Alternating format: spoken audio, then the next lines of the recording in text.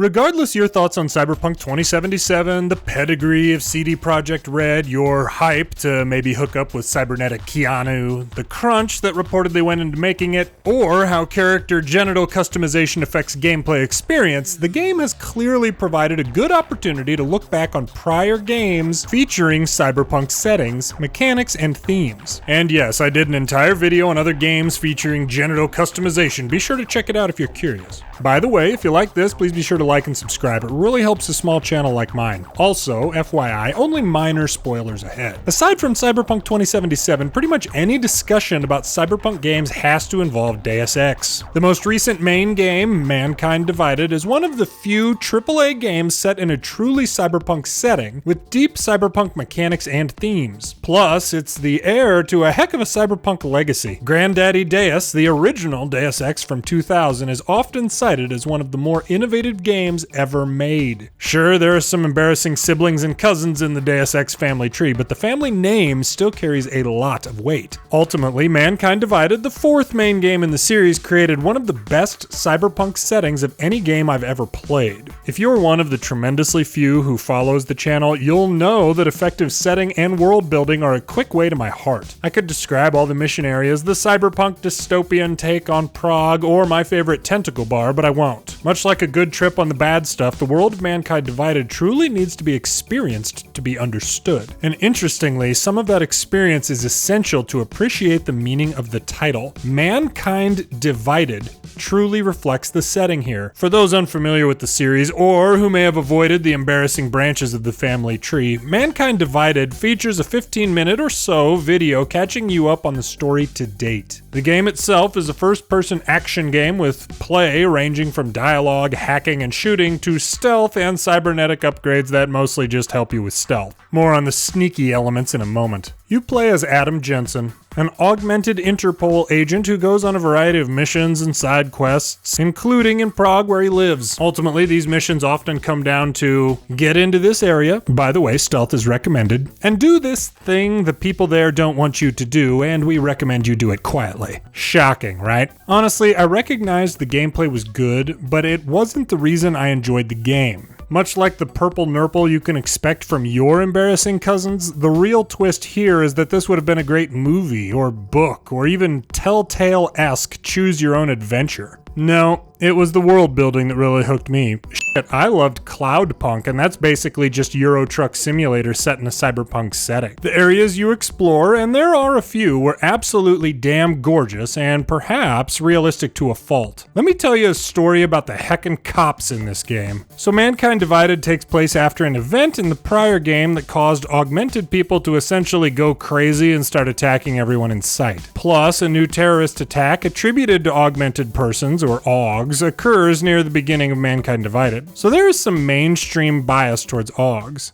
Accordingly, when you, an AUG, are traversing areas inhabited by police, you're constantly stopped by the police asking to see your identification. After they question you suspiciously, you're able to continue until, the next cop wants to see your ID. The jokes here comparing the game to our reality are so depressingly easy that we're just gonna breeze right on past them. Believe me, I can appreciate what they did here, and it really does make you feel oppressed in the game world, which sucks. Eventually, I had to convince myself to do the side quests and participate in non-essential travel between areas because I knew a not insignificant amount of game time would be spent in these entirely hands-off interactions with the police.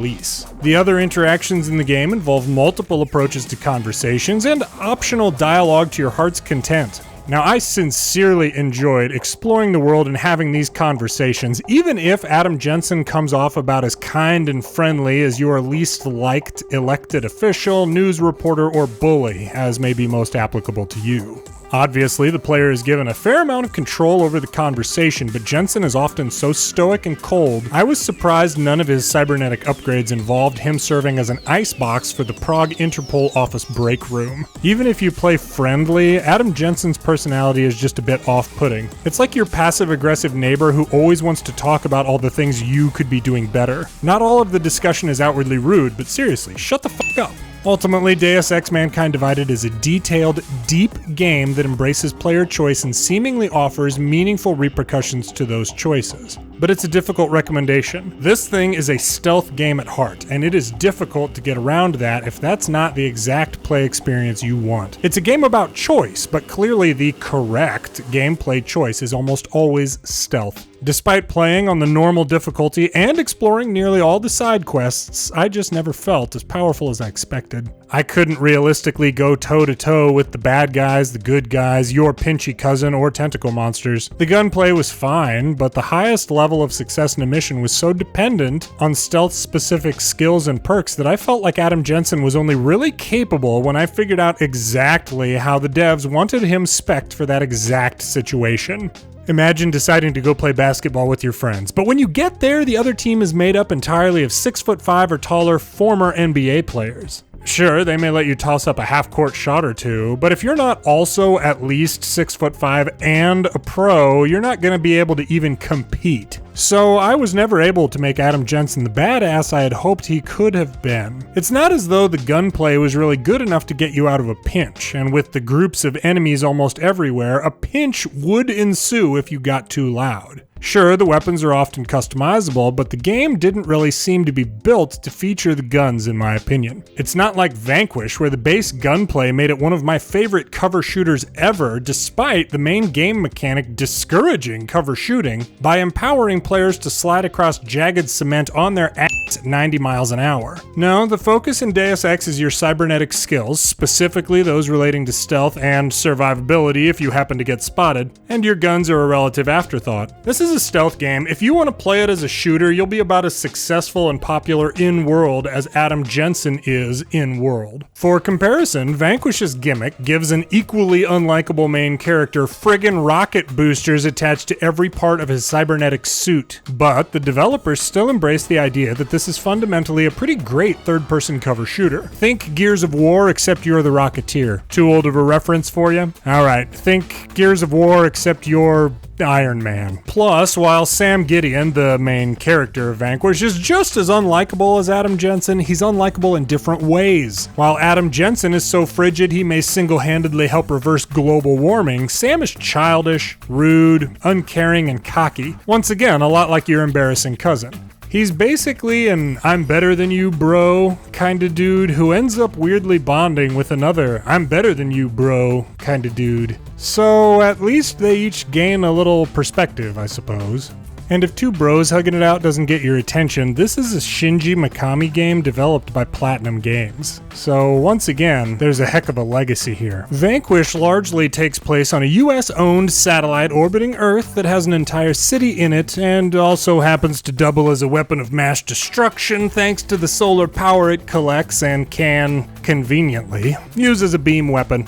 Common design flaw, I'm sure.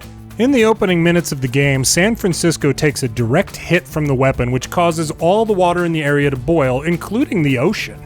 Now, it's been a while since I've had biology, and thankfully I didn't learn that particular topic from my cousins, but people have sort of a lot of water in them, particularly those of us who prefer light beer. So the citizens of San Francisco don't fare particularly well in this boil-pocalypse. On the plus side, those of us who drink light beer explode twice as fast, and therefore suffer a lot less, thanks to all the extra water weight we're carrying around. Control of the satellite is contested between the US and Russia, as well as some other relevant hooligans who shall remain nameless. Following the attack, Sam and about 45 kabillion US troops are sent to recover control of the satellite from the group currently controlling it, and the game really gets going. Despite some incredibly questionable invasion tactics and maneuvers by the US forces just getting to the satellite, think Civil War era firing lines, the scope and scale of the battles in Vanquish had me cussing in amazement and exasperation throughout.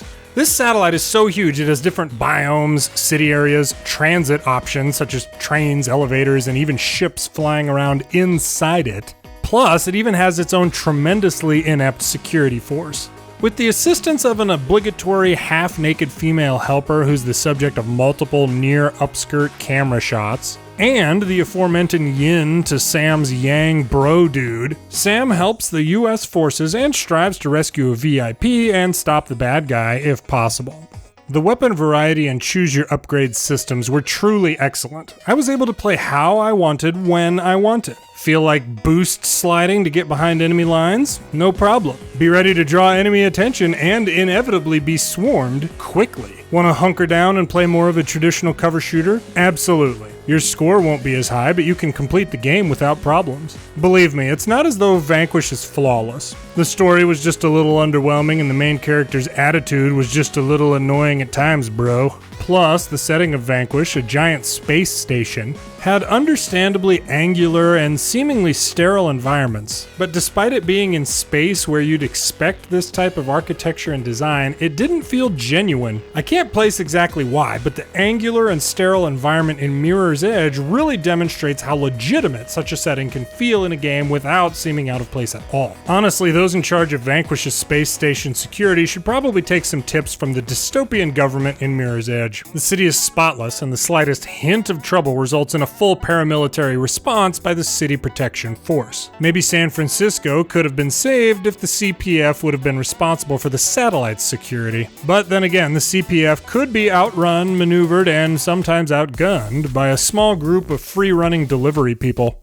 That free-running mechanic served as the primary gameplay in Mirror's Edge. Ugh. Free runners. You all know the type. Those fit bastards with practical athleticism. They probably spend time training for Ninja Warrior while the rest of us work our 8 to 5s. They do the type of running, rolling, jumping, and climbing that makes my knees hurt just thinking about it. As I'm sure at least some of you can relate, I suffer from psychosomatic laziness, so fuck the absolute living shit out of all that healthy exercise. Luckily, rather than featuring an overweight blue healer, Mirror's Edge focuses on the very human Faith, one of the aforementioned free runners who sets out to clear her sister's name after the sister is framed for a crime. Nothing too revolutionary from the story perspective. Murder, intrigue, double cross, the standard stuff. The real revolution comes from the gameplay and art. Within the angular, intentionally sterile city, much of the story of Mirror's Edge is told through animated cutscenes with a cel-shaded art style. I loved it, but I also recognize that this cel-shaded art style clashed spectacularly with the much more realistic art style of the gameplay. The city in Mirror's Edge is a tremendously well-developed dystopia, much like choose whichever of these will upset you more.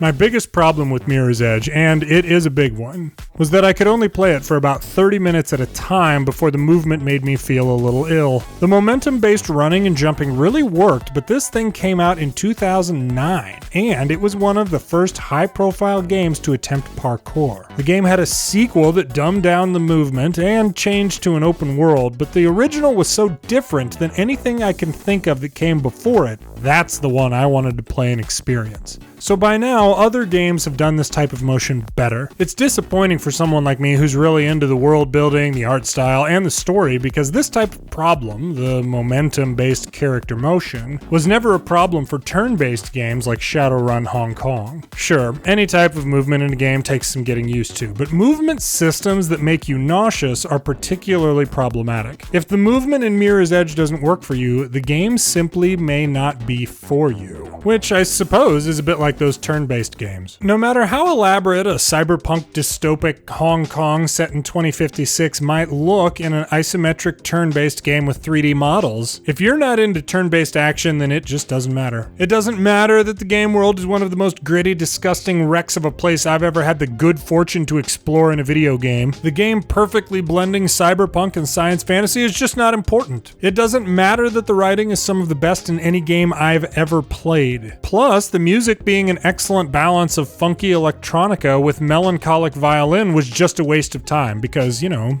turn-based. The fact that the story introduced more interesting characters than several AAA games combined isn't even worth discussing, and it just doesn't matter that the combat requires skillful consideration and appreciation of cause, effect, and even a bit of divination. None of that matters if you just don't like turn-based video games because you think they're old or too slow or not Call of Duty enough for you. I get it. I mean, Shadowrun Hong Kong came out in 2015. That's like forever ago. Back when people still thought the earth was round and believed in vaccinations. It's just crazy. Now, if you've made it this far and haven't picked up on the tremendous sarcasm yet, let me be clear. I strongly recommend you give Shadowrun Hong Kong a try, and outright dismissing a game because of it being turn-based is so ridiculous, I hope we can eventually develop a vaccination against that mindset. Now, to be fair, there isn't any voice acting, but it didn't bother me because of how good the music was. Plus, as we've seen with other Cyberpunk alternatives, poor voice acting can nearly ruin